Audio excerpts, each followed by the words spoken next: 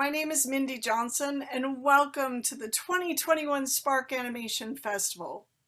We are elated you've joined in, and we appreciate your continued support for the vital efforts within the Spark range of programs and content all year round. Within our festival legacy track, I am thrilled to share with you this remarkable session exploring various aspects within the animated art form.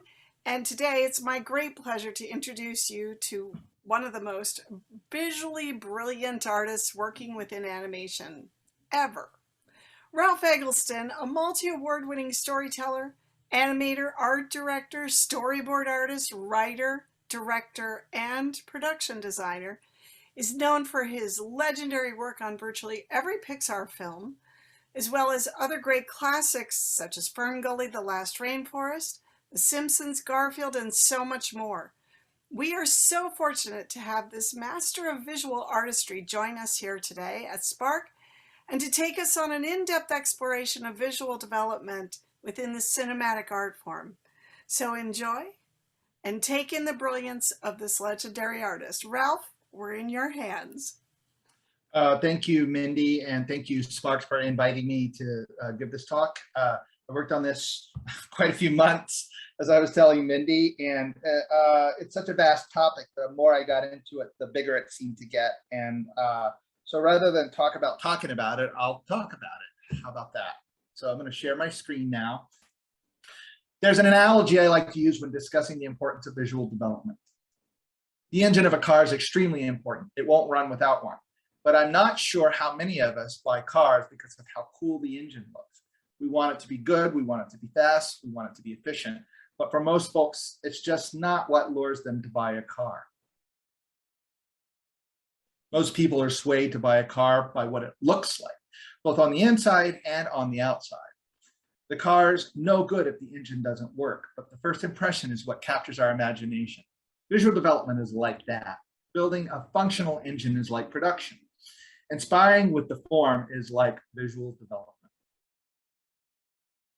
My name is Ralph Eggleston. I've worked in many phases of film production, eventually settling on what seems to have become my most persistent role as production designer.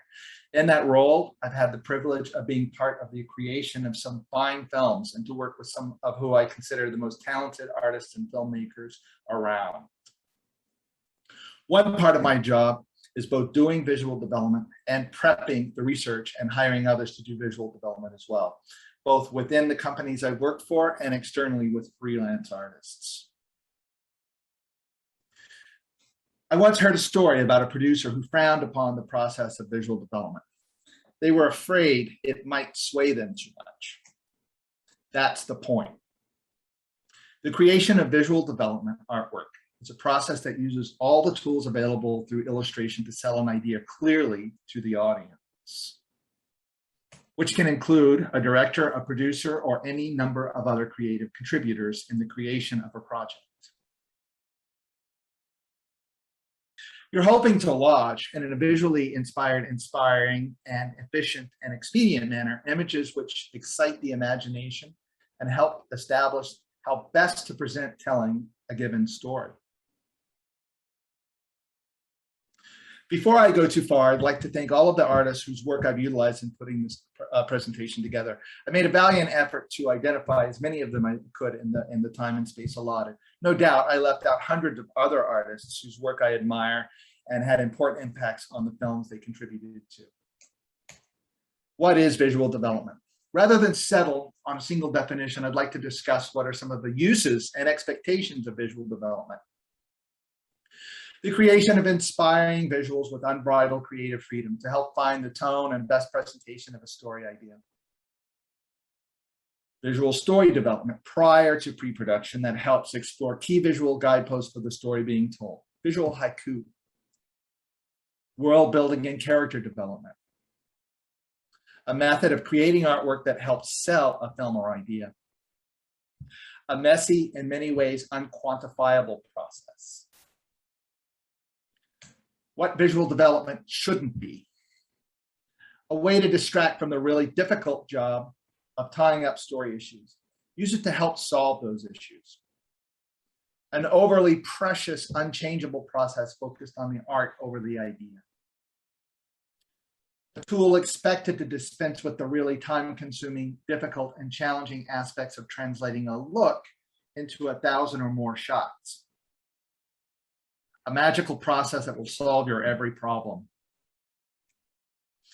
The term visual development is a verb, not a noun. The idea of development should take precedence because clearly visually communicating the story is key.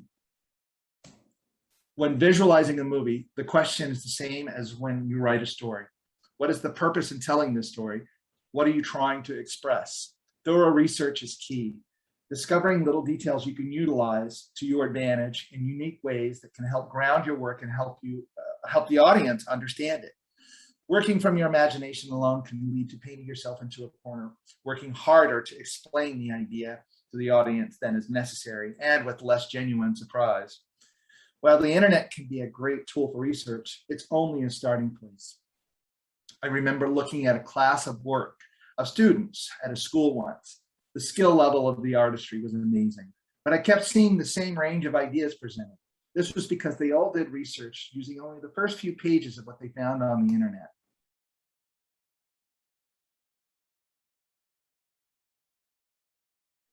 Finding, looking at, and seeing for yourself the things that you're researching in person helps ingrain a more full, sensitive understanding of it. It helps you find the little things that set it apart.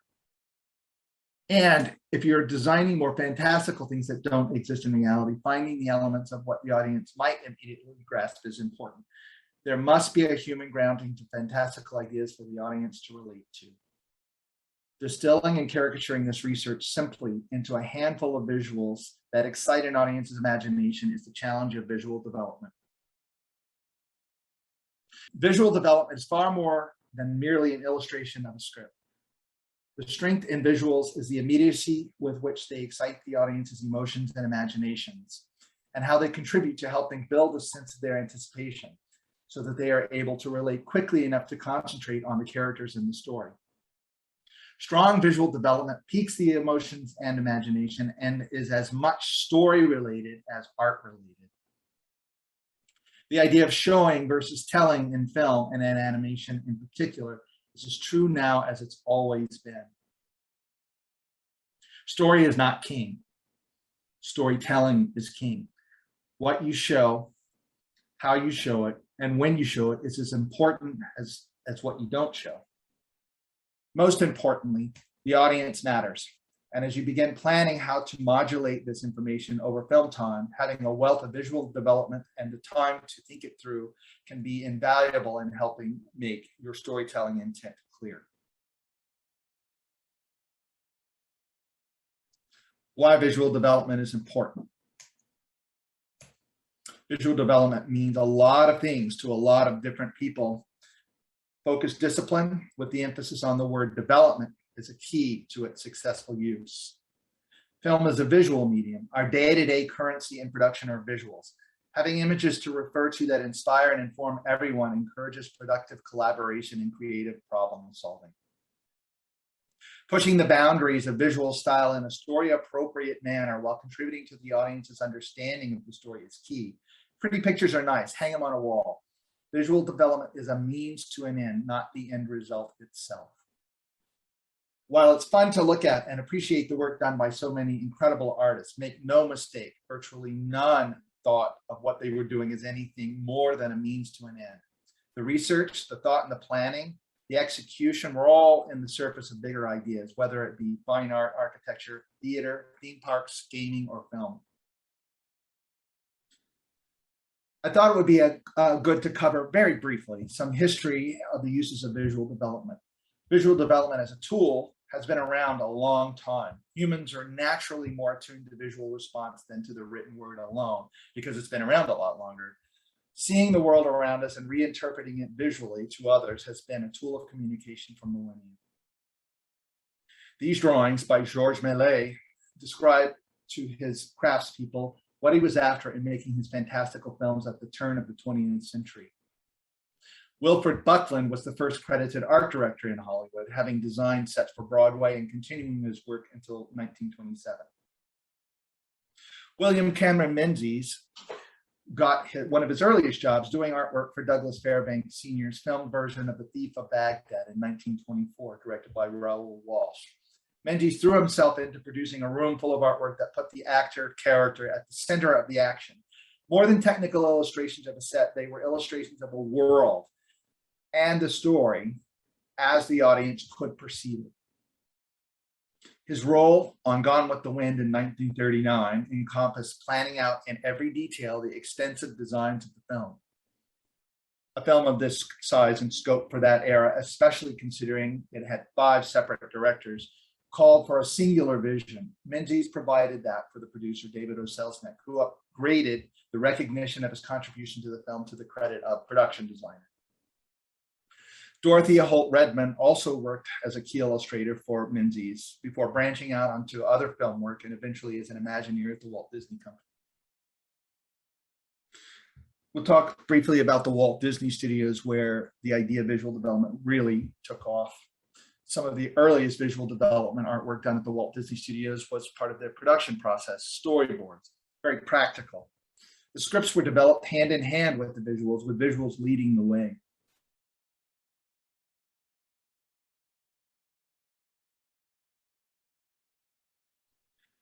As the short films became more and more elaborate, artists like Ferdinand Harvath and Albert Herder would provide artists with both character and environmental sketches to help fill out the worlds. Maurice Noble, primarily a background painter, would help further the mood of shorts and quick dramatic paintings like these from the 1937 short film, The Old Mill.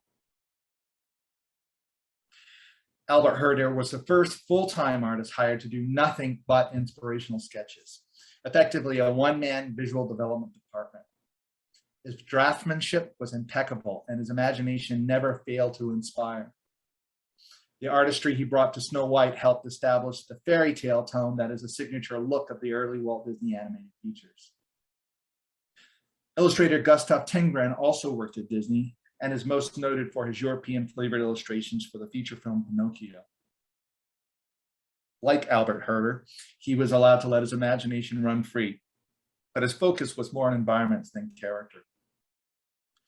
Joe Grant helped establish the character model department, which focused on designing characters for the features in the shorts. Joe is a true believer in exploring ideas visually from as many points of view as possible so as to have the widest variety of options to tell the story. Kay Nielsen was recommended to Walt Disney by Joe Grant. His illustration and theater work in Denmark had made him one of the most famous artists in Europe before he began work as visual development artist at the Walt Disney Studios on several projects, most notably the Night on Bald Mountain sequence of Fantasia. Tyrus Wong may have worked at the Disney Studios relatively briefly, but his prolific art helped envision the film Bambi into an impressionistic masterpiece. A narrative fantasia, it used everything the Disney artists had learned to date and crammed it into one film, using the ebb and flow of impressionistic images to highlight and underscore the emotional state of the characters. These images, based on the story of Aladdin, are work he produced for his portfolio in 1940 to get work after being let go from the Walt Disney Studios. After leaving Disney, Tyrus worked successfully as an illustrator at several other Hollywood studios, primarily in live action. Tom Kodrick was a chameleon and someone Disney artists referred to as Walt's secret weapon. As an art director on 3 of the first 5 Disney animated features, his role was to help figure out ways to translate visual development images from a diverse group of artists into a singular vision. A highly underrated artist at the Walt Disney Studios. David Hall, an Irish artist who worked visually developing versions of Alice in Wonderland and Peter Pan for Disney, was another prolific illustrator who brought a European illustrative flair to his contributions. And Mary Blair worked for the Walt Disney Studios off and on for 30 years. She provided imaginative, inspiring visuals that implied in visually arresting ways vast and intimate worlds of life and activity. Using her unique forms of shape, color, composition, texture, and most importantly, value, her work made an impact on the imaginations of the entire filmmaking staff, encouraging them to work and find ways to put her simple approach to staging into use throughout production. From layout to color and background styling, Her influence on the ability to grab an audience's attention clearly, simply, and efficiently impacts the animation film world to this day.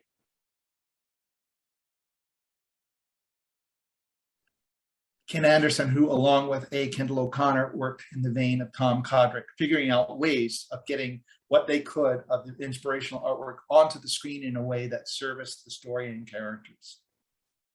Anderson's exploration of characters' interaction with the environments they inhabit is legendary, and he was adept at visual development as much as he was art direction, story work, costuming, and character design.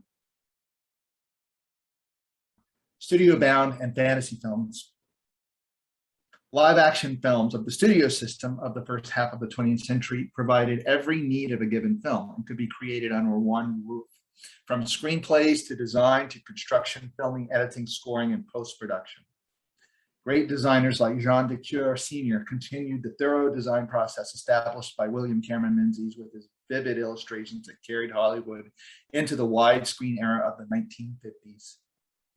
Ray Harryhausen, stop-motion animator and director, did his own visual development artwork to convey, much like Georges Méliès, the entirely fanciful world he imagined to help sell his films. From Mighty Joe Young to Clash of the Titans, he kept this kind of visual spectacle alive and inspired generations of filmgoers and young filmmakers with his artistry. NASA and Imagineering also used visual development. From the late 1940s through the late 1960s, artists like Rick Giudici imagined worlds beyond our own, inspiring the engineers at NASA and the public to visualize a shared positive future of science and space exploration. Walt Disney expanded his world by creating new realms of entertainment in Disneyland, using these sketches by Imagineer Herb Ryman. Dorothea Holt Redman and Mark Davis helped financial interests understand what Walt was imagining. In the early 70s, we come into what I call the clip art era. The funding on research and development during that period, which included, of course, visual development, for many organizations was curtailed due to budgetary constraints. Rather than imagining the future as a place to look forward to, the artwork began to reflect the practicalities of what could be built, not what could be imagined.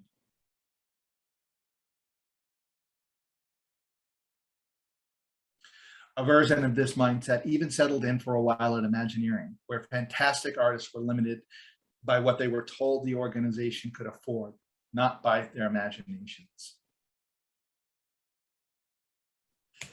In the early 80s, we had a revival. Well, we always had designers like the great Ken Adam through this period. The change in the industry to more reality-based character dramas meant more readily available real location settings that required less pre-visualization or visual development, relying more on grand design principles. Visual development was still being utilized, especially at Disney Feature Animation, but otherwise it was primarily used to plan difficult and costly sets and visual effects shots for blockbuster films of the early 1970s. Until the work of Ralph McQuarrie on the original Star Wars films. McQuarrie helped fully realize George Lucas's vast world of the Star Wars universe. The success of these films helped propel more and more well-made fantasy films, and the visual development that helped create them into the limelight in the late 1970s and early 1980s, including the inspired work of artists like Sid Mead for the film Blade Runner. In the animation industry, art director Brian McEntee, among others, helped reinvigorate the use of visual development with his work on The Brave Little Toaster. These exploratory images led to an entire sequence not originally planned for the film. McEntee rejoined Disney to art direct their animated feature Beauty and the Beast. He worked with artists like Chris Sanders and Kelly Asbury, among others, to keep visual development as part of the film creation process alive. Some of the other artists continuing this tradition at Disney included Richard Van der Wen for Aladdin, Sue Nichols, multiple films, Mike Gabriel, Mike Giamo, and at Pixar, artists like Harley Jessup These are some images from Monsters, Inc. and Ratatouille. Tadahiro Osugi on Henry Selick's film Coraline. And Teddy Newton, one of my favorites. And a good friend of mine, Dave Cutler, who did these wonderful pieces for a project we worked together on called Bluebeard.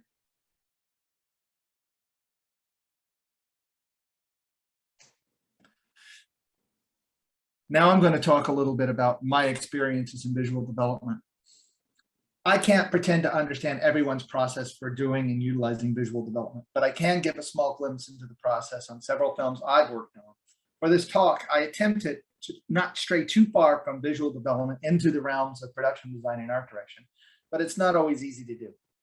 My focus here is on how the visual development process can help solve not just what a film might look like, but some of the big story issues and the technical ones as well, by providing images that give us something to look at and have concrete discussions about the best approach.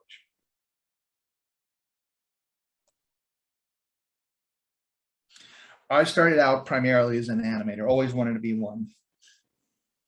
I fell into film design by accident.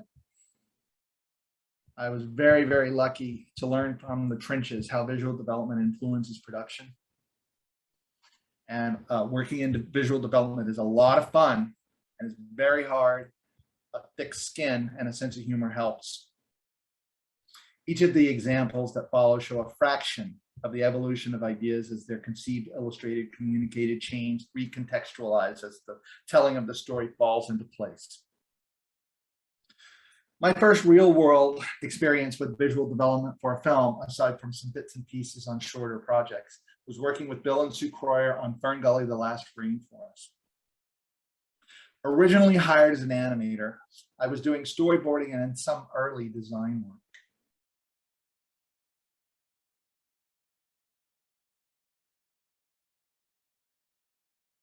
After a research trip to the rainforest of New South Wales, I was inspired to riff on some of these ideas, initially just for fun.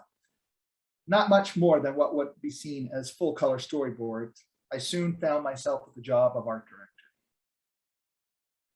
I was lucky to have a front row seat to see how a film on this scale gets made, working with some of the most wonderful folks in the industry that made me feel comfortable in figuring out what the film could be.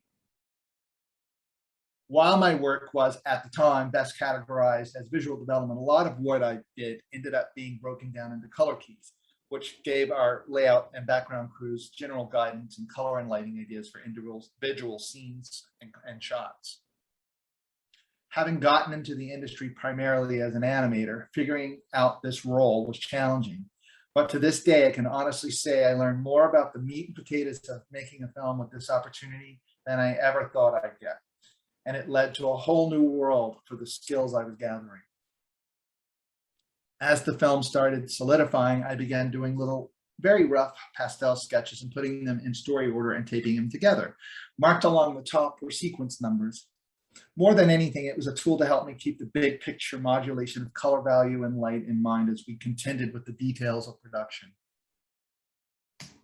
Towards the end of production, we had an enormous amount of work to complete on a very short schedule and with a small crew. In order to prepare the palettes and keys for the many background paintings, I picked this idea up again and worked in a stream of consciousness form on longer strips of paper. Scenes were numbered underneath parts of these strips, indicating to the background artist the painting number it correlated to.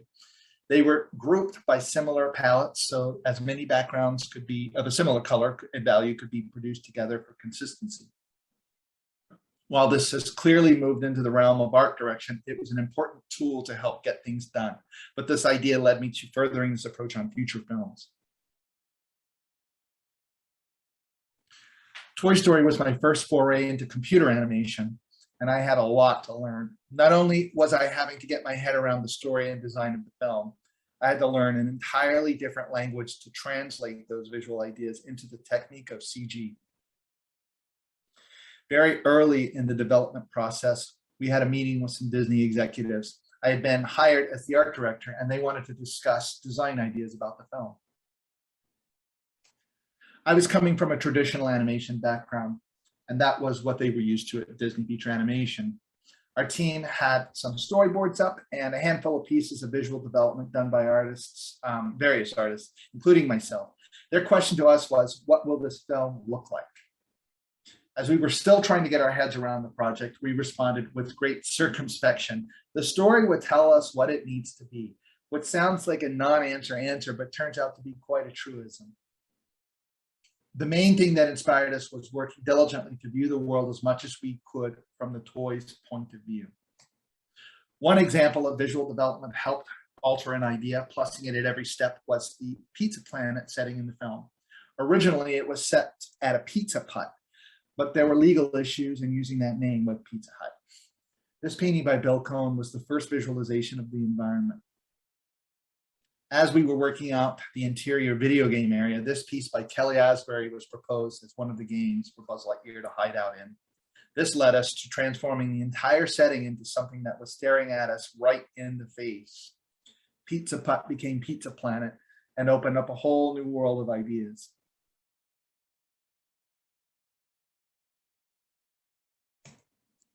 Finding Nemo, clarifying the reef through audience identification. When we first started contemplating on how to build the coral reef for Finding Nemo, our key crew took scuba lessons and then went scuba diving to get a first-hand look at real reefs. As beautiful as it seemed a bit vast and unwieldy. We also had a budget and a schedule, so we couldn't build everything we saw. I began referring to the home reef as a Garden of Eden, implying a place of lush perfection. It was also a place to be remembered as our characters traversed the darker, more sparse depths of the ocean.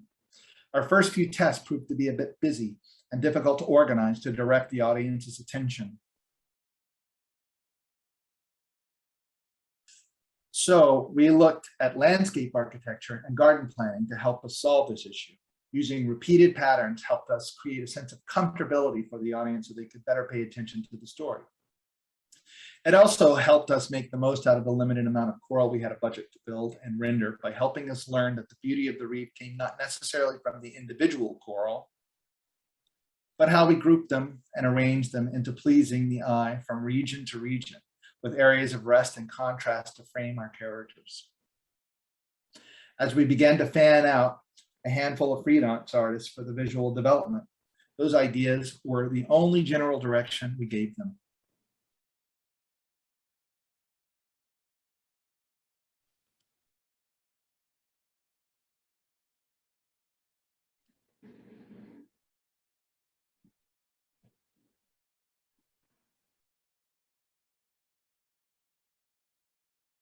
Even on a smaller scale, using organized patterns to give the audience a sense of grounding helped us direct the eye to the important action. WALL-E, finding variety in monotony. With the first act of WALL-E, we were tasked with finding the variety and the monotony of a world overcome by trash. These were the first few blobs of colors and visuals I threw down as I was just thinking about the film. I was excited by the challenges of a limited palette, especially after the big splash of color with our work on Finding Nemo. The scale of the film frightened me. Andrew Stort's, starting over there. The scale of the film frightened me. Andrew Stanton is a great storyteller, and we wanted the film to look and feel big. Here are some of the reference photos we gathered looking at piles of trash. It was really funny. There was an entire other crew of folks working on Ratatouille at the time. They were going to Paris to learn how to cook and eat French food, and we were going to trash dumps for research. After so much visual variety in Finding Nemo, I was anxious to pull back as much as I could to make the intimate character moments work well in WALL-E.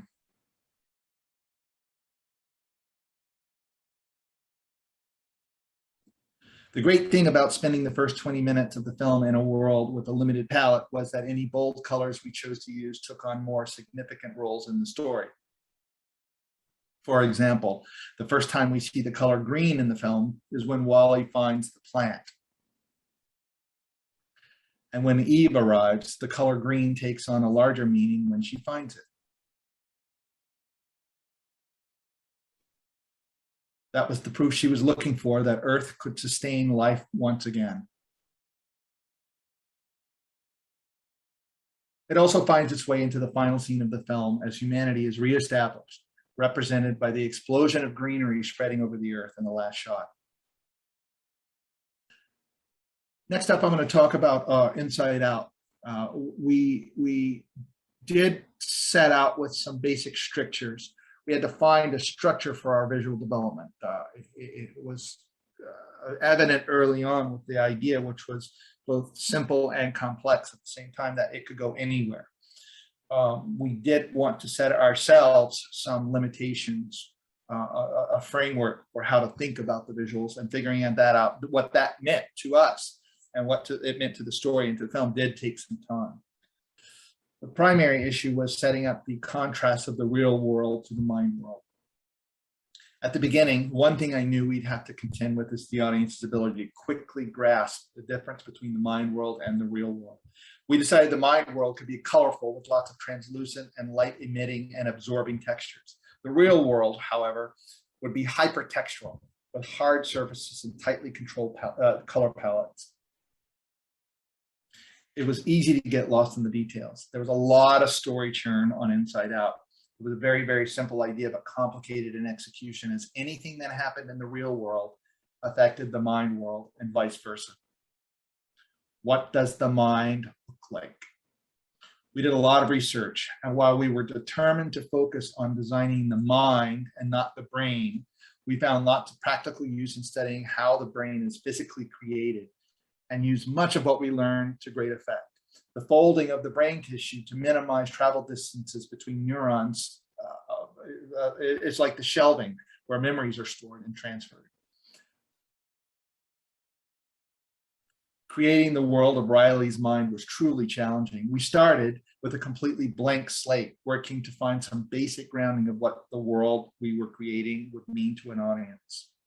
A basic geography of the mind world was important not only for directional issues, but to begin grasping how to think about the designs. Many maps plotting out what it might be and need to tell a story were created. What I'm about to show is really only a handful. There were literally hundreds of maps drawn. It would sometimes change several times a day. Sometimes it would last a week or two.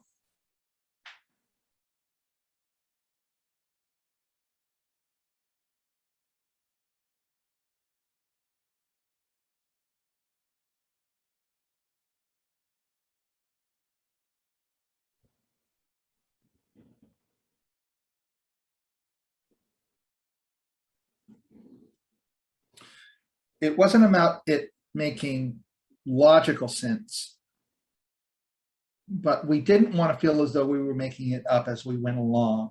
We wanted a grounding so that we had something to refer to. As we intuitively felt our way through the world, many images were created to help show what the mind could look like. Often, which you will see, the images appear unfinished as story churn rendered these ideas moot.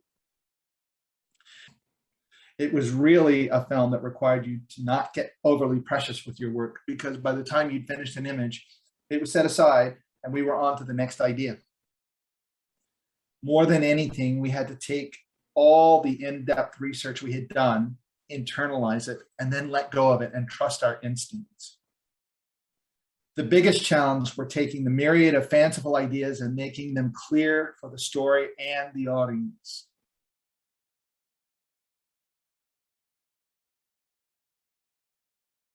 Some beautiful paintings by Armand Balthazar and Dan Holland.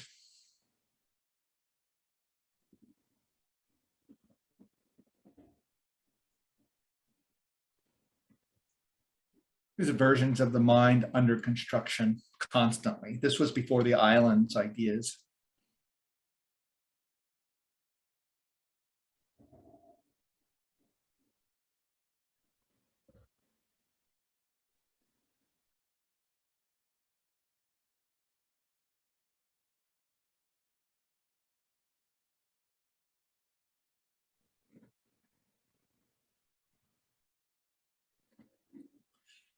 Before the islands, we had pillars. and they were constantly growing. It's a beautiful piece by Christian Aurelius.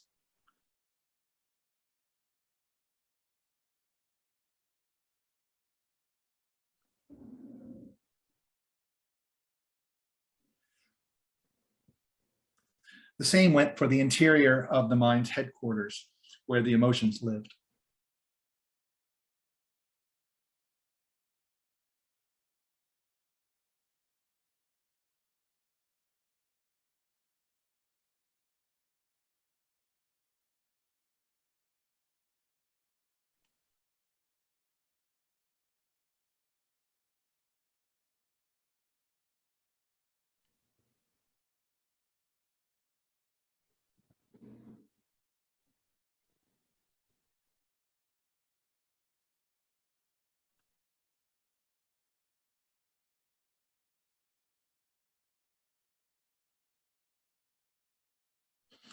The art crew felt they had done so many versions and iterations of the headquarters. One day they passed this image around, everyone adding a little something. It wasn't until the story settled well into production that the set began to resolve itself. They could not have gotten there with the exacting clarity required without this extensive exploration of visual development.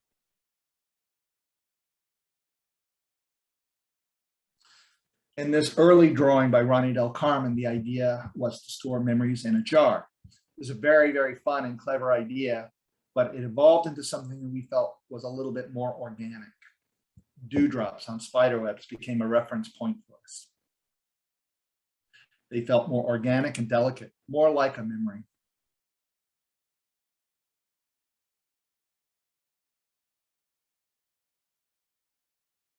Here's an early concept of a memory dissolving or dissipating. We even toyed around for a while with the idea that memories could be dropped and briefly escape before evaporating into the air. As you can imagine, solidifying what this all meant was incredibly difficult. I worked with a terrific art department on a story that required some of the largest amounts of visual development artwork ever created for any Pixar film. Countless drawings and paintings were created in an attempt to organize some of the visual thoughts to describe the mind, many based on locations on the maps I showed earlier.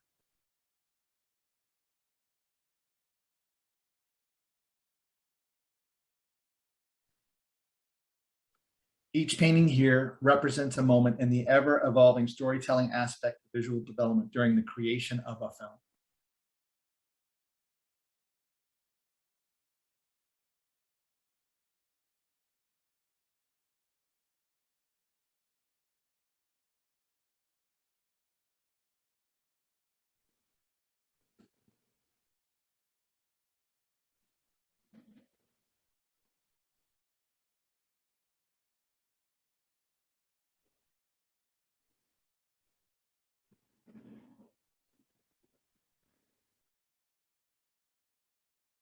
One concept I'd had eventually found its way into the film in a distilled and integrated way was the idea of only showing in the mind what might be being thought of at any given moment. What initially inspired me is this clip from Walt Disney's Melody Time. I always loved the shift from front to back lighting and the magic paintbrush idea. I'll hit play here.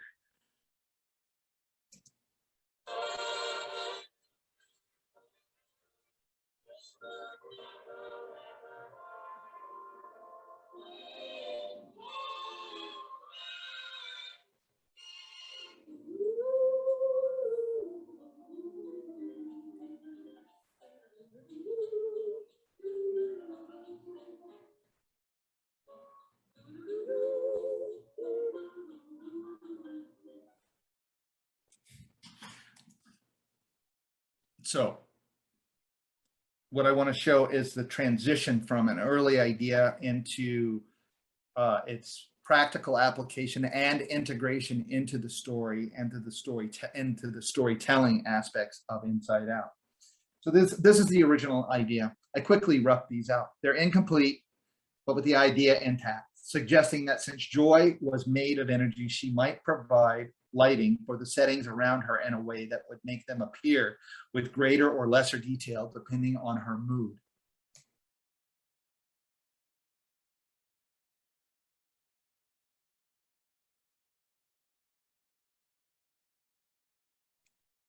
It's a neat idea, but could have easily gotten really busy and complicated if we used it all over the place.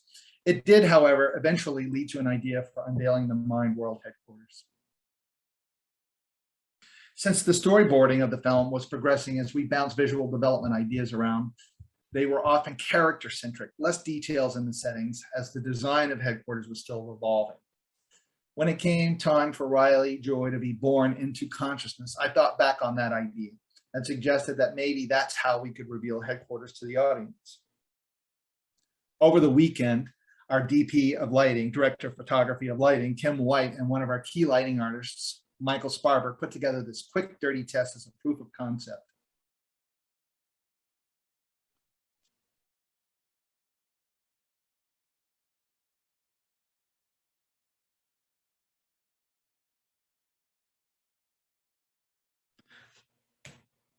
And we showed that to Pete Docter, and he was very, very excited and loved the idea. And we finally had a way of, again, showing the audience how the mind came to life so that we were bringing them along with us and they could understand it a little more quickly. Here's a clip from the final film to see how they evolved it into something even better.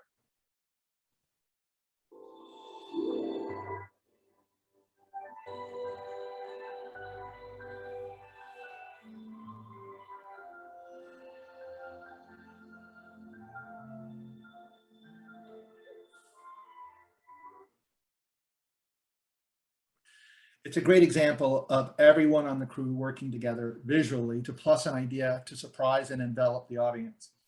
There were other moments in the film we tried to work this in, but time and the evolving story kept us focused on other issues. But I've always been happy with some of this snuck into the film. Getting my head around this project was very, very difficult. One world impacted the other. Changes in both were constant, and changes in one could greatly affect the other. How the mind worked and what it looked like had to be created from an emotionally intuitive point of view. The more I felt the need to organize it, the more I had to trust my instincts about what felt right. In the end, the best thing that could happen did. It became its own thing, walked away, and never looked back. Only the process of visual development could have made this work. I was lucky enough to get to work on Incredibles 2. When I began working on Incredibles 2, all I had was a pitch from Brad Bird with few details. As he was writing the script, I had an idea that the adventure might take place as far from a tropical island, as in Nomanisan Island from the original film, as possible, so as to help make clear it was a different adventure. I proposed that part of the film take place in an icy, jagged landscape. I collected reference of anything interesting I could find from this kind of environment, from how it could be powered with hydrothermals, to the dangers of trapped methane under sheets of ice, to the pressure of shifting trails of glacier ice. I played with this idea for about a month, not fully sure where things might land. Brad seemed intrigued, but not fully convinced. So while I kept working on this idea for a while, I had plenty more to do, helping set up production, gathering reference, and building a crew.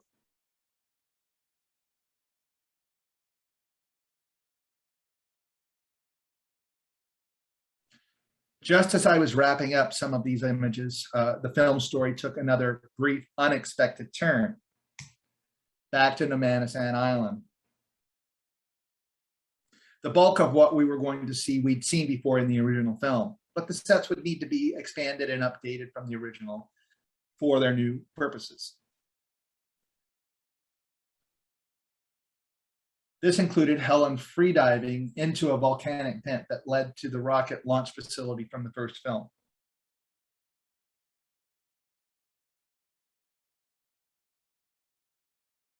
And into the lava pits below. Once again, these ideas fell by the wayside as the family story came into focus and we began dealing with the most current evolution of the story and a bigger issue, the new Parr home. As the outline of the story that became the final film came into focus, the Parr family were going to need a new home. The Parr home from the original film had an angle in the middle downward to reflect a kind of an angry feeling that Bob was having, being a super in what amounted to a witness protection program. But as you may remember, this home was destroyed at the end of the first film. I'd suggested a larger home that gave the impression of a rocket taking off. This is an early, very, very rough sketch I was just doing in a story meeting.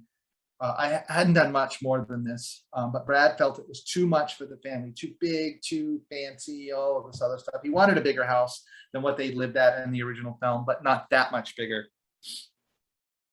He wanted a simple arrow up versus the angry eyes from the original home. Things looking up. My initial response with that was that it didn't feel quite modern in a way that belonged in the world of The Incredibles. It reminded me more of homes from the 1930s and 40s, much like the homes in Levittown. In either case, I felt we needed to put a mid-century spin on the arrow up to bring it into the design aesthetic established in the original film. We did initial research on houses that supported our basic idea, especially the James Evans house in New Canaan, Connecticut. We angled the roof lines, put them off kilter and offset them to keep the arrow up idea, but to modernize the home a bit. We thought they'd live in the suburbs a bit further out than their previous house, which was on a grid. This was less on a grid, and it was on curved roads. It was inspired by homes in and around the Great Neck, New York area. They could see their neighbors' houses, but there'd be a few trees between them. These paintings by Paul Abadilla reflect what was completed for the film as it went into production. Until we had a new Parr home. As he was hammering out the story, Brad found he needed to condense several sequences into one and to get the family into the new house faster. Changes to the story helped us underscore the concept that while the new, bigger house might seem cool, it's much too much for an ordinary family, even one as super as The Incredibles. So we started over, only this time, rather than have 4 months to design the home, we only had a few weeks.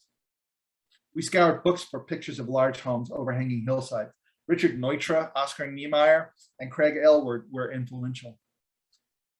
And we did a research trip to Palm Springs to gather material. The new house was situated on a precipice with a view of both suburbia and Metroville below. Everyone in the art department jumped in to help. We filled the art room floor to ceiling with artwork for 2 weeks before beginning to whittle the ideas down. We knew a lot of the story-specific needs because of our experience putting together the original house, but not yet how we should piece this new house all together. We couldn't let that concern get in our way. Philip Metchin pre-visualized the house in Maya as we went along, checking with all key departments as we rushed to meet our deadlines.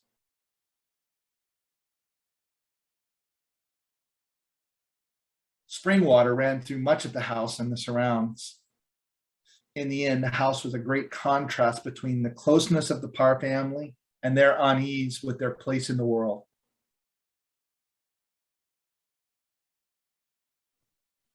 The time to do visual development is not after you've solved all your story issues. It is part of solving those issues and should be done entirely in conjunction with the story. It's a good idea to have your production designer guiding this process to keep it focused and disciplined, and also to keep track of the history of the many ideas and the context so you truly make the most of the work. It's fine to start thinking you know what a film should look like, but be open to the story guiding your decisions for change. It's going to happen, and it'll be fine. Visual development is created not just to explain what will be, but what could be. To excite the imagination and spur other, sometimes better ideas in the minds of the director, story crew, animators, designers, TDs, and the entire crew by exploring as wide as possible the many visual possibilities of a world being created entirely from scratch. Artwork meant only to be serviceable to the production is a disservice to the film. The practical realities of production, story adjustment, design changes, technical difficulty, acts of God are so difficult, expensive, and time-consuming that having inspirational artwork around helps remind everyone of what excited us all about the ideas in the first place. It's also a practical tool for the same reason. When production problems arise, this artwork can help us remember what is and what isn't important by offering sometimes simple solutions to vexing problems. As film production becomes more globalized, having a solid, integrated, visually driven approaches to storytelling can be key. Not just to push for different looks, but to have folded that idea into the overall telling of the story. Not just hoping a preconceived style might be best in attracting an audience's attention, or as an afterthought in an attempt to paper over their lack of it. Visual consistency is key to maintaining the illusion for the world you're creating.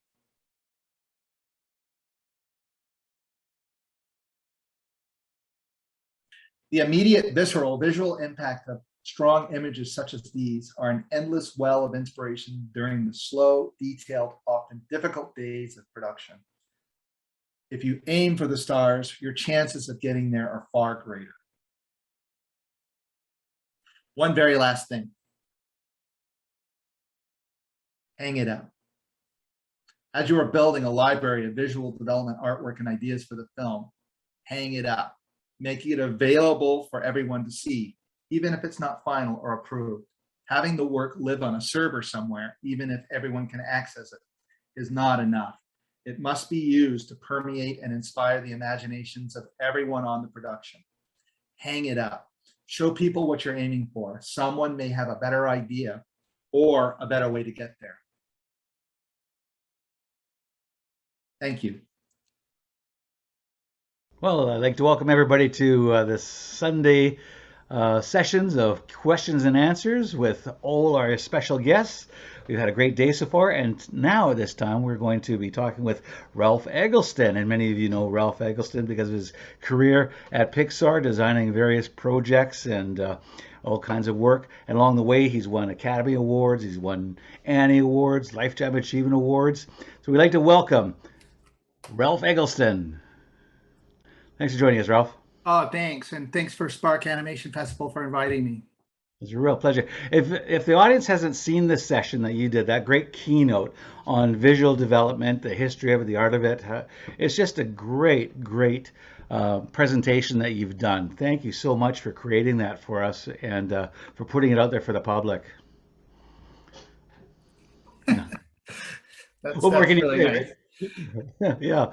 Well, yeah, I've been able to enjoy a few of the other talks as well. Although I missed some of the Q&A, I really enjoyed Fraser McLean's talk on layout, and I saw his Q&A yesterday, and Jorge Gutierrez, and we were just talking about that. So hi, everybody. Well, Bill Joyce too. Yeah, Bill Joyce is great. Yeah, and of course he had his early days at Pixar too, there with you too, Toy Story. But most people, when they watch an animated film, they don't have any idea just how much art really goes into the production. But that's the foundation. Well, the script is a foundation, but the art really builds the visuals to that script, puts the visuals to the words. So I disagree with that, but let's keep going. No, you tell me why. Go ahead, pick it up and run. I do believe a script is important. I absolutely do, but I believe that it goes hand in hand with the visuals because our day-to-day, as I said in the lecture, the day-to-day currency is visuals, and audience is responding to visuals. That's what we do for a living. The script is important for structure, but it's got to be willing to change as much as the drawings and images that people come up with, including storyboard artists and visual development artists, and anyone in the process could make it better. Wow, that's awesome. Yeah. So for yourself, getting into this, what you're doing today, looking at your career, what skills or knowledge did you develop to become a visual development artist? That's interesting. I panic, paycheck.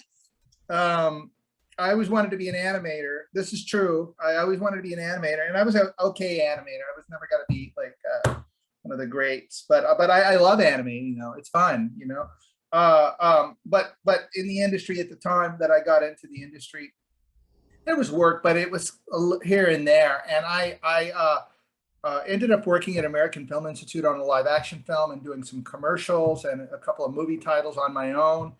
And, you know, I always dreamt of working at the Walt Disney Studios, you know, but they weren't really hiring at the time. Did a lot of television bits and pieces here and there. But what I ended up, as many folks probably have, ended up with was an unexpected collection of skill sets that prepared me unintentionally for what I get to do today, which is production design and film design.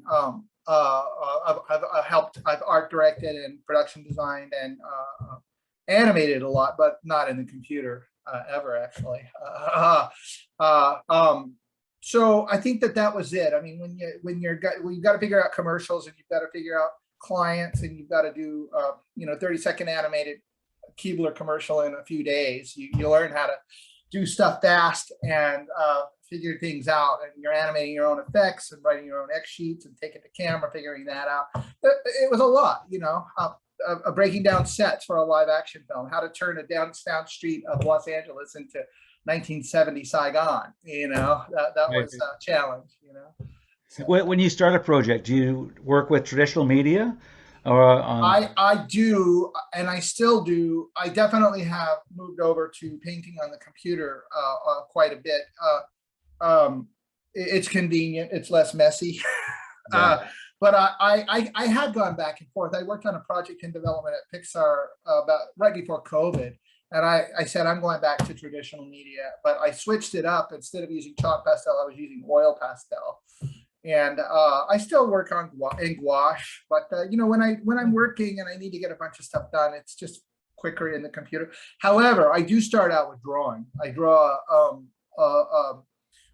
I actually use these giant, you know, the big, super chunky Sharpie markers that make you really high, but that's not the point. On really cheap newsprint, to kind of work out the composition and the big ideas. And then rather than detail it as a drawing, I just go straight into painting.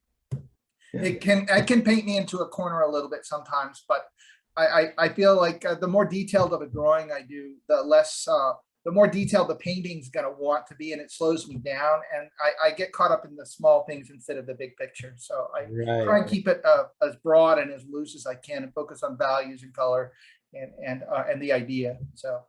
Interesting. So how different is your artistic process from the traditional versus the digital when you're exploring and finalizing your ideas? Is that different or? No, it's not really any different. The only thing is this, is when I'm doing the thinking part of what I have to do, yeah, I don't listen to music, can't listen to music, can't listen to anything. It's dead quiet. You know, I'll get up in the morning and work and blink and it's 8 hours later. You know, if I'm doing that part of my day. Once I get into just painting and doing that kind of work, I can pop in some music, you know, and other things. So yeah, interesting. That's really the only difference. But there's no difference between digital or traditional, really. No, it's just other than the mess. That's right. I mean, it's coming from here and it's flowing through the hand and onto the. That's exactly right. Yeah. I always had a problem. Well, I don't know if I should say this. I always had a problem when I see schools teaching life drawing and they have students wearing headphones. I would never allow that to happen.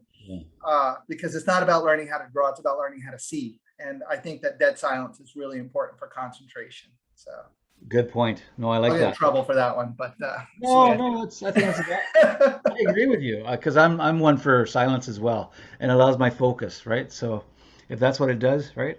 I don't understand how people can do it, but I can't. So, and obviously you can't. So let's take a look at, now you do a color script for every film. Yeah. Yeah. So when we look at this film, this is WALL-E. And then we have Incredibles 2. So how do you work? They're completely contrast. They're complete opposites, 180-degree difference. Every one I've been able to do is different and comes from a different place and for different reasons. And some I felt guilty about not completing, but I had to come up with another way. Inside Out was an example.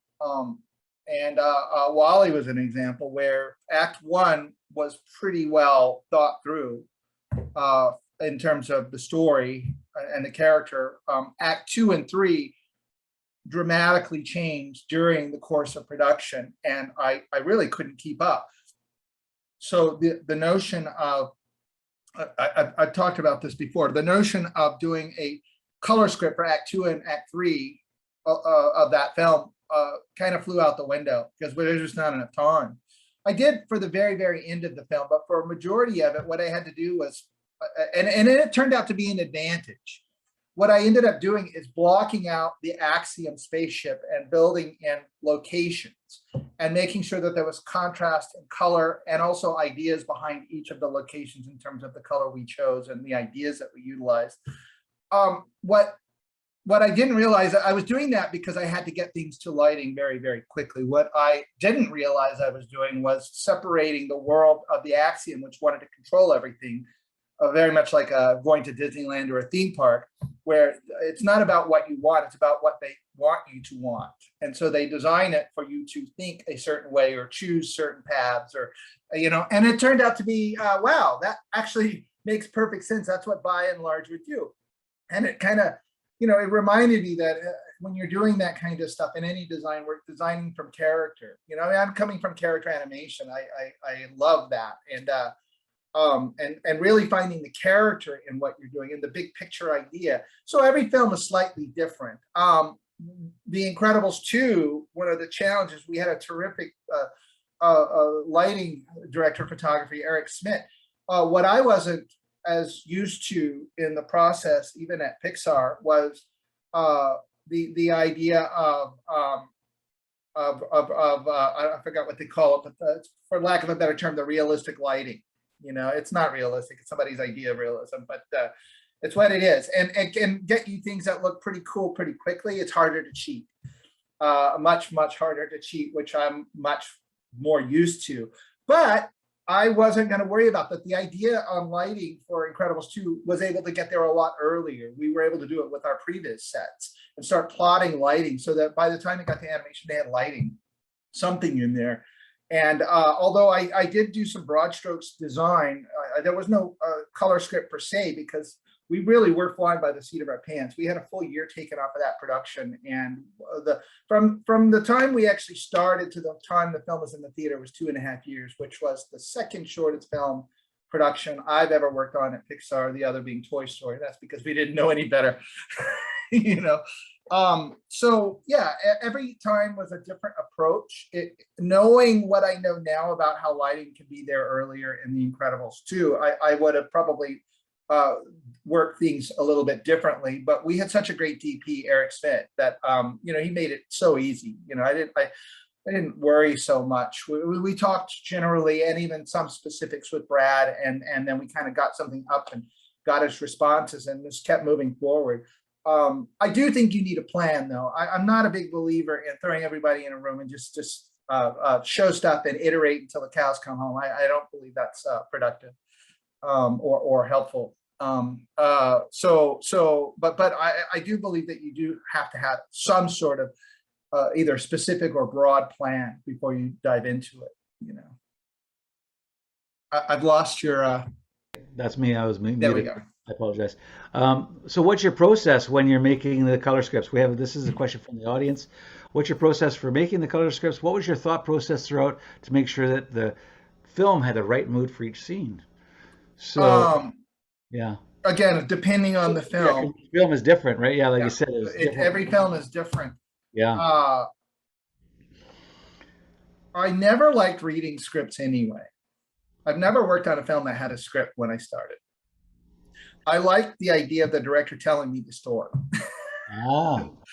And when the director tells me the story, I can hear in their voice what's important to them when they're pitching me, so what they're excited about. And the parts that they trip up over, they're either still trying to resolve or they're not really thrilled about.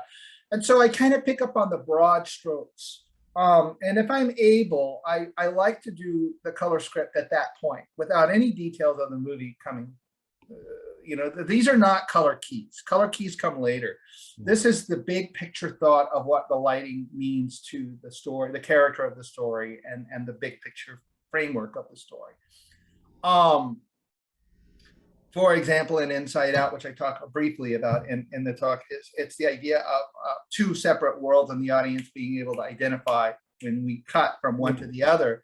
There was a lot of absorbent light and translucent light and saturated color in the mind world versus a lot of hard surface, front light, high key in the real world. So that we always knew that was something we knew going in pretty early in terms that we were going to need to deal with.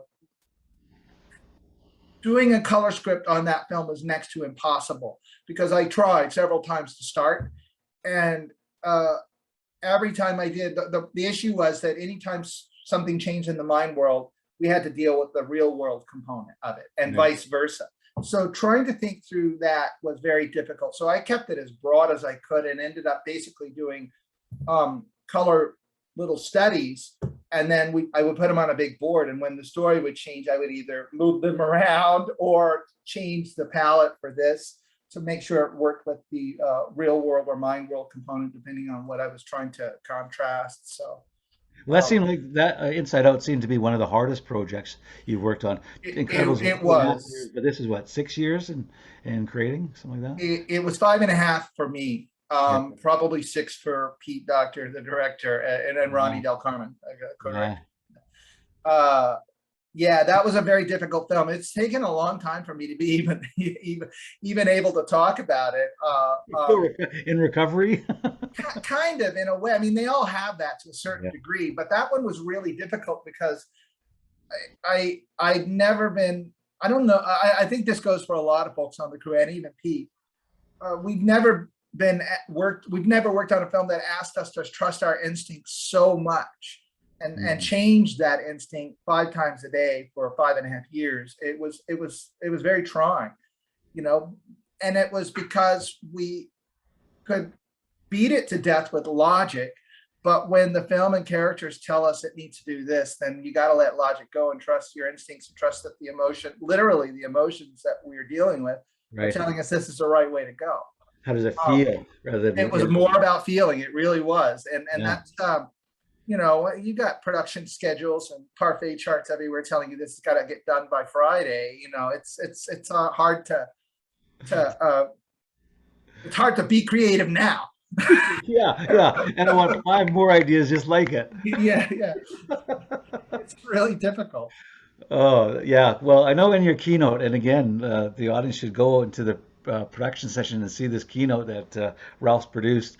He touches on all those difficulties in creating that as well. But Inside Out, that was a difficult one. That was a tough one. A lot of budding artists, a lot of artists that want to get into the industry, they struggle with finding their voice and such.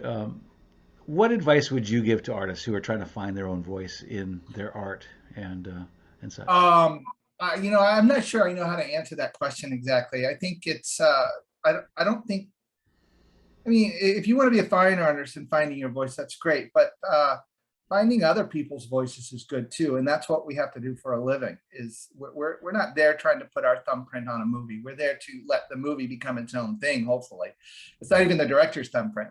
You know, hopefully they're a great storyteller, but our job is to kind of cloak ourselves in the character of that film and try and design what is important for that story and make that so. You know, I mean, we will all have our individual styles of painting. You know, the skill of painting. You might have that already, but figuring out what you need to do in terms of visuals, really, it's all about character. If you start from a place of character, it will never fail you. I've always been a big fan. My favorite film director is William Wyler, not Billy Wilder. Billy Wilder's great too. Yeah, he's great. But William Wyler made more truly great films. Billy Wilder's best may be better than the best of William Wyler, but William Wyler made a lot more of them. But a lot of people don't know him, and the reason is that he genre hopped a lot. And he never wrote a screenplay. He would develop screenplays with writers and producers, notably Sam Goldwyn, but knew how to tell a story. He knew how to take that screenplay and mold it into something on the screen that not many other directors can. I mean, Billy Wilder, Steven Spielberg, a few others, some folks that I've been lucky to work with, Andrew Stanton and Pete and Brad, of course, being able to see as they're working the movie in their head, especially on an animated film that takes so long. It's a really difficult thing to do. So finding your own voice in that. The other thing is finding a seat at the table. It's very hard. There aren't that many films that get made, and there aren't that many opportunities to do visual development where, like at Pixar, we have hired visual development artists freelance for sure. Yeah. But we kind of put the kibosh on that a little bit for a while because we wanted to make sure that whoever we hired to do freelance art stayed around to get it on the screen, to help us figure out how to get it on the screen. We felt like it was really important for them to get a taste of what it's really like to take their cool idea and figure out a way to, if we could, to get it on the screen that way. And it's a huge challenge. And I don't think that opportunity comes around as often as it has in the past anymore, because so much is globalized, and you're doing a little bit of art and then sending it to the next department or the next phase of production. It's really hard. But I would encourage people, again, if they want to find their voices, do that. Don't just do the fun part, the visual development part. Dig in and figure out how to get those ideas on the screen. I think it's important. Yeah. As you're talking, it made me think of being part of an orchestra, and that's really right. And I mean, you can have a solo artist, and that's singularly a solo artist. But what you're describing is being part of that orchestra, but you don't want to be just hammering that gong all by yourself and making noise. Sometimes you have to fit in and bring it all together. Yeah, and I also think I feel strongly that, again, when you're going in with a film, you do need to have a plan, and the plan can be the story, in some cases the screenplay, but a visual plan as well, so that and a visual plan that the designers have agreed upon, whoever the designers might be, so that when you are going into the crux of production, you have what at one point I started calling corrals of visual information, that everyone knows that we can do a lot of different things so long as it is within this corral. And they can break the fence down and run out the corral. We can build a new fence too. We'll take a great idea from anywhere. But I think the idea of collaboration demands a set of rules as well up front, so that everyone understands what they're contributing to and what they're collaborating on. And so figuring out what that is it can be a challenge as well. And it's constantly changing. There's nothing is ever in stone, so. Yeah, it's organic. Yeah, exactly. Very organic. Yeah. Well, to that point, this one question from one of the listeners says, you may have had a fully understood story concept, but have you ever found it difficult to represent it visually? Which projects have you had a difficult time representing visually? You mentioned Inside Out, but something that's been fully realized as a story concept, but now you find it difficult to represent visually. Yeah, Inside Out, virtually every day. And sometimes it was just difficult to come up with something. We had a crew of people too. They were contributing, Dan Holland and others. I'm sorry, I'm drawing a Christian Aurelius and Burt Berry. And it was very, very, very extremely difficult every day to figure out what it was. And also, just because you thought that it was a good idea, and in some cases I thought they were great ideas, not mine, other people's, but just didn't fly with what the director was imagining, or what the director imagined the film was calling for. That tends to be the hardest part. Is they might like an image, they might love an image, but is it really working best for the story that they're telling? Or that's where the challenge was. That happened a lot on Inside Out, because we weren't designing the brain, we were designing the mind. And although we utilized, as I said in the talk, utilized elements of the physical brain and other parts of confocal microscopic photography to kind of to get shapes from and ideas from, it really was about the mind, and that was really difficult, and a changing mind at that. I mean, the girl Riley was growing up, so yeah, that was pretty challenging. Well, and to that point, you can't be. That's another lesson I think you learn, is that you can't be too precious with this art you've created. You have to let it go. And so the best. Yeah, I say that in the talk too. It helps to have a thick skin. Yeah, which I don't often. Most artists are sensitive types. We're all sensitive types, right? So it's hard. Yeah, it's really hard. We got our feelings are hurt. Yeah. There's another question here from one of the attendees here. How often do you find yourself conceiving visuals that you know are not yet technically possible? For example, there's a soft edge coral reef in Finding Nemo. Everything's technically possible. There isn't anything that isn't technically possible. It really is. What do you have a budget for? And the time to render, I was gonna say, and if it isn't possible, you generally find the R&D to create something, and it might take some time to do that. And you have to discover what the limitations are, and then start designing for those. Right. We again, this is in the talk, I believe. Actually, I know it is. We originally designed a whole room full of really cool coral, and honestly, I thought, this should be pretty straightforward to build. Right. Nothing overly complicated here. And it was probably 60 pieces of coral. And the technical folks, including Oren Jacob, our soup tech, kind of came back and said, you can have 14. I'm like, what? That's all we get. What do you need? That's all we can afford to build.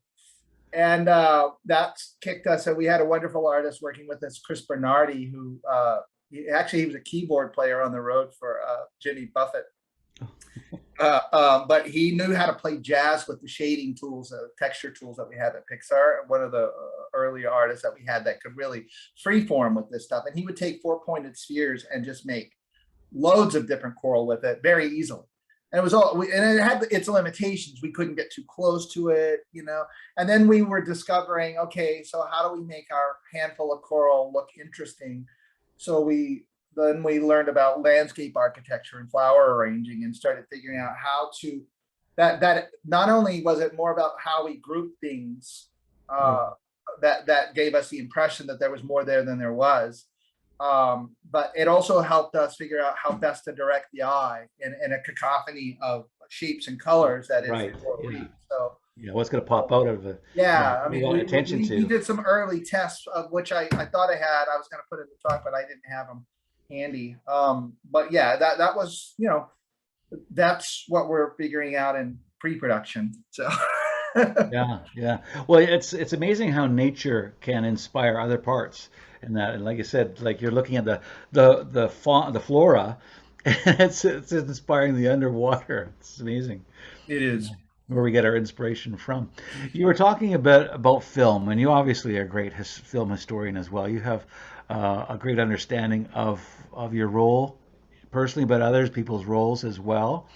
We were talking previously about Technicolor. Have you ever tried to create a film with that look of 1932's Technicolor? No, but our director of photography on Inside Out, Kim White, she also lit, I didn't work on Cars 3, but she lit Cars 3 as well. And there's a little section of the movie where they have a film where she did. And what they did is they lit the shot and then rendered it with different levels of speckle, then offset them. I mean, what they do with Technicolor now is they can make the match of the 4 plus black and white, 3 colors plus black and white match pretty accurately.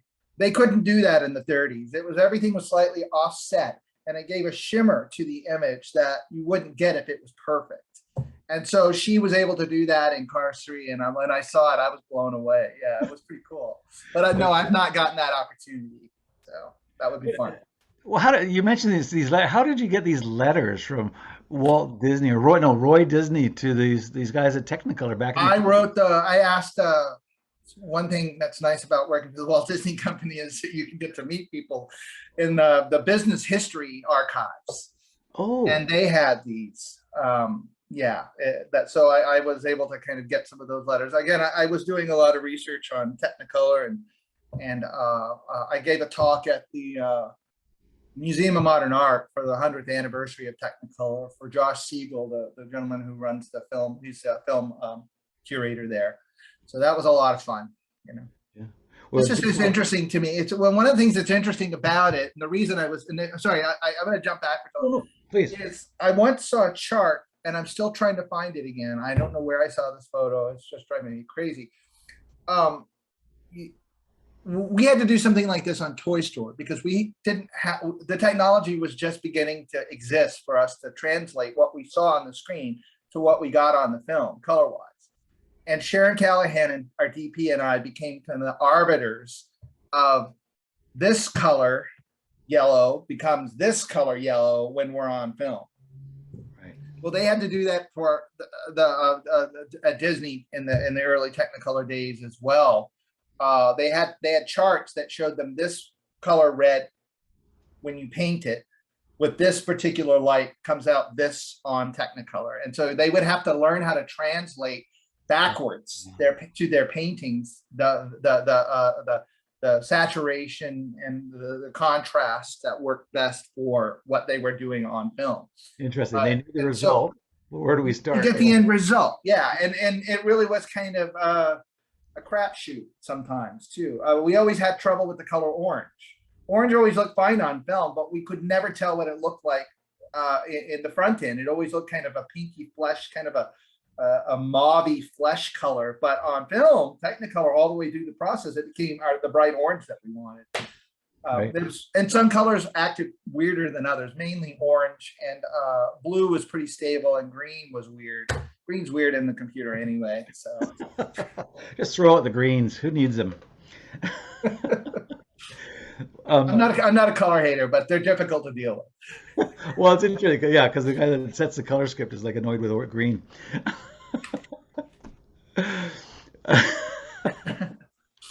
So now we have another comment here. Speaking of inspiration, what about a favorite place or spot that you like to visit for inspiration? We get inspiration from everything, but do you find that happy place when you go outside, and what do you do? Yeah, you know, I don't get to do it much right now, but I really love just I love tropical places like Turks and Caicos. You know, and I love doing absolutely nothing just to kind of clear my mind. You know, I like Pete Docter goes on long walks, and that helps him kind of think and clear his mind, and that helps me too. But I really love just sitting around doing nothing, you know, and just staring off into space, you know, and then listening to music. I mean, when I'm here, I can do that in my backyard, I suppose, but listening to music. I mean, I have a large collection of music that I listen to, and sometimes I love when I'm beginning a project. I really love my little library that I have is just somebody has an idea for a movie.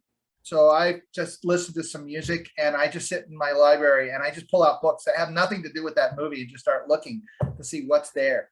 You know, it could be a Sears catalog from 1971. It could, you know, there's a terrific book, a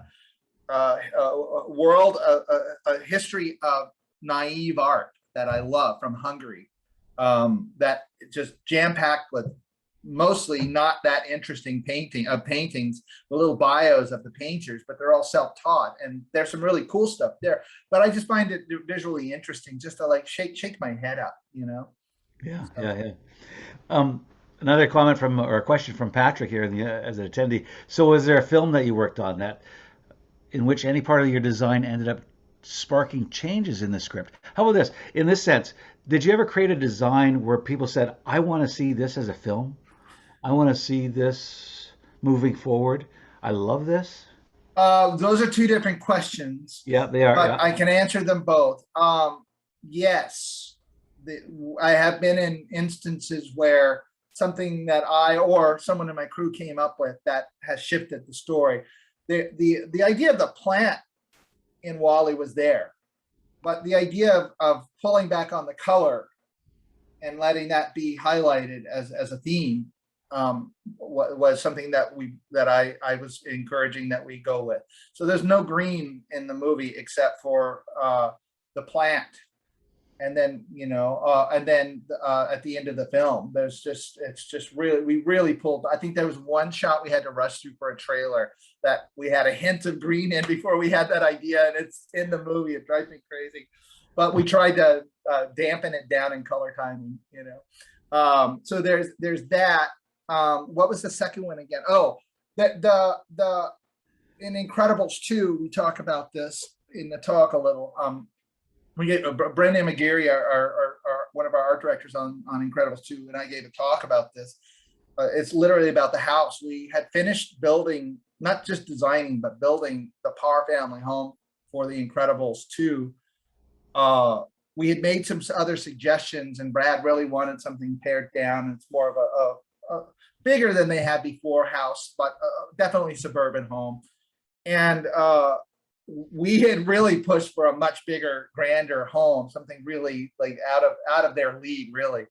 And then one day, and Brad wanted what he needed to tell his story at the time, and we did that. It was in animation and lighting when he had to consolidate Act 1 to get to some points quicker. And I was sitting in our room with, I have a regular check-in with our head of story, Ted Mathot. And I said, oh, it's too bad. He was telling me that Brad was kind of struggling with this. And I said, oh, it's too bad he didn't go with this other house that we had. And I showed him this little scribble I had done. And he just grabbed my hand and went and dragged me into Brad's office and said, you need to look at this. And then, I was terrified because we were done. We were on to other stuff, and you didn't want to go backwards. Yeah, you were going to move forward. Well, we did. I went. It was a Friday, and I went home that night and wrote a Ted Kaczynski style letter, single space. Like, here's what works about the house we have now. Here's why it's fine. I'm not fighting for it. And then I jump into, if we're going to do something else, then here's how I think we need to do it. And I mapped out the plan of what we need. And then I sent it to Brad, and I CC'd the producers and our suit tech. And I told Brad that he had to think about it over the weekend. He couldn't just say yes, because that was a big deal, and then he came in on Monday and he goes, I think that's the right way to go. And I'm like, all right. And then I started working with my manager, Isabel Condi, to kind of, okay, let's put a schedule up. Let's write it out. And so the first house, we had about 4 to 6 months to put together. We had 3 weeks to redesign everything. Oh, wow. And then we didn't have to finish the design, but we had to feed it into production based on production order. Right. So we were designing it as it was going into production, which we've done before, but this was a big one, and we had already finished it. Well, one of the tricks that was interesting was there's a couple of scenes that were already, again, animated in the old house, and we couldn't change the character relationships, the space they were in. So we actually had to design around the animation and leave parts. There were a handful of little places in the house that are exactly identical to the first house. We just lifted it with the animation and moved it in, and then made some adjustments. Right. The fight between Bob and Helen in the bed in the motel room was actually in the original home. Then it was in the new home, and then it moved to the hotel. So it actually changed places 3 times. So, yeah, that was a challenge. Yeah. This sounds like 1960s Hanna-Barbera stuff. It's all in the planning. If you plan it right, and Brad's such a great storyteller and knows what he wants, that, with those building blocks, it certainly helps with figuring it out, Yeah. No, I love that mid-century modern look that you're able to achieve with that. And that's one of the distinct parts of that film, is the whole styling and drawing on the modern of that period into it. Yeah. So another comment, a question here. You are an inspiration to many, as you say. When you started, who were the people that you looked up to? I was really lucky to start out about the time there was no work going on in the industry. And that meant work for very talented people as well. Not me. I was struggling, but there was lots of things going on as well, but they were trying to get going. And I got to meet and work with people that are I still get to work with to this day. People like Brad Bird and Bill and Sue Croyer. Just a lot of folks. Andrew and Pete Doctor, Andrew Stanton and Pete Doctor at Jet Pigeon. Those are people I looked up to because I came from a small town, and figuring out what animation was difficult. Now I'm surrounded by people who I thought knew a whole lot more about it than I did, and were so talented that those were my heroes. I grew up loving the animation of Disney and other folks, of course, but and other filmmakers, live action filmmakers. But no, I really been lucky that I've gotten to work with some of my heroes. So. Yeah, no, absolutely right. Yeah, I mean, to tap into the business archives, my. I'm sorry, what? I said to tap into the business archives at Disney too. Oh, that kind of stuff. Yeah, well, that's just super nerdy fun. Yeah, me too. I'm right up there with you. Well, what are you working on these days now, Ralph? Well, I was working on that talk for quite a while. Yeah.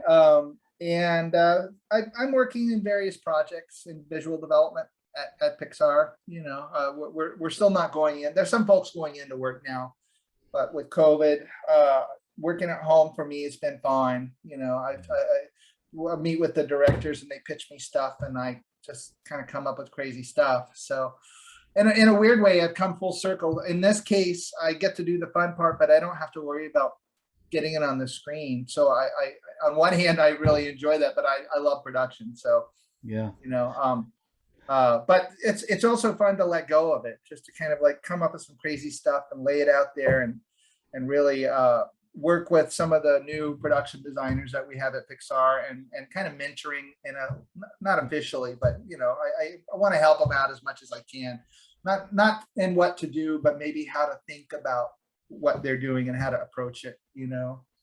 Well, you've been there from Toy Story to where you are now, over 25 years.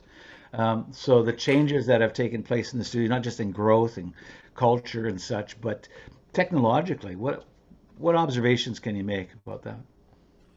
Well, when I didn't know anything about computers at all on Toy Story, I had to learn how. And by the way, I've only been able to verbalize this relatively recently, what I'm about to say.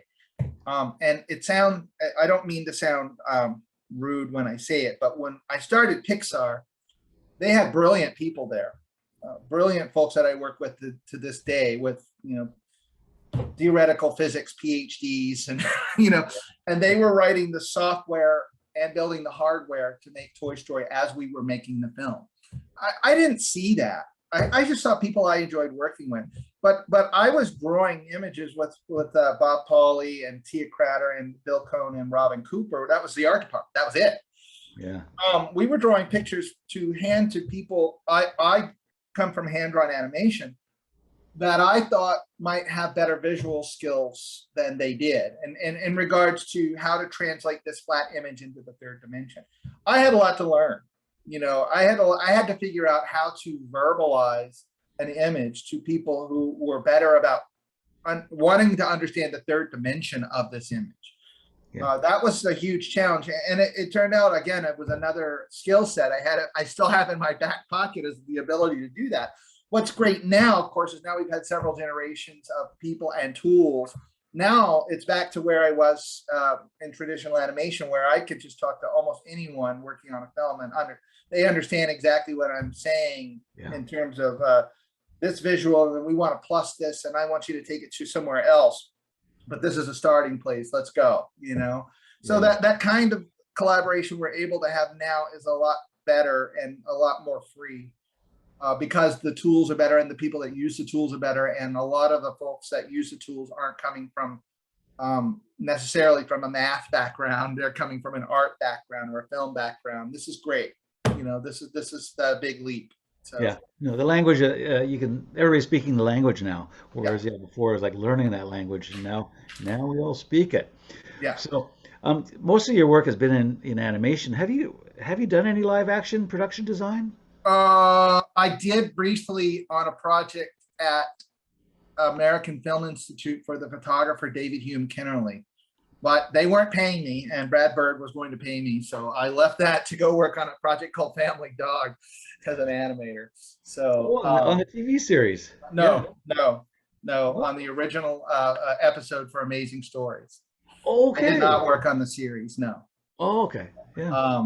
So there was that, and to further that question, yeah, I'm a huge history buff for film, and I love studying film design, and I have quite a lot. I got to know Richard Silbert a little. He designed Chinatown and a lot of other films. And just when I've gotten to meet some of my heroes like Henry Bumstead or you know, any of these guys, I'm just like, oh my God, you know, look what you've done. It's amazing. You know, Robert Boyle, I got to meet and give a talk with at the Academy. I mean, he designed all but 3 or 4 of Hitchcock's American films, you know. Yeah. So, and he worked with Mary Blair. He was a designer on How to Succeed in Business Without Really Trying. And he hired her to do the color design for the film. So, yeah. Well, many people feel that way when they meet you, Ralph. I mean, you're we've grown up on the films. Many I know with my students, you know, that's why they want to become concept artists or visual development artists and animators themselves, is because of the work they've seen you do. So you've inspired many, and I know when they get a chance to meet you, boy, you're the physical embodiment of Pixar. It's awesome. That's scary.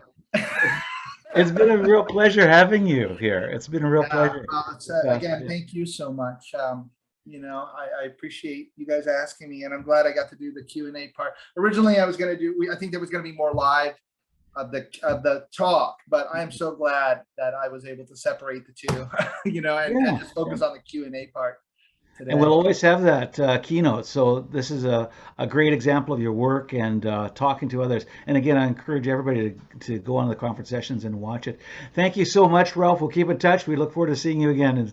All right. Thank you all very much. Thanks for the great questions too. And I keep seeing people I know popping up here and there. So it's nice. Bill Flores, oh yeah. Yeah, the Flores are my friends with Jim Krosky. So that's awesome. Yeah. All righty. I'll talk to you later.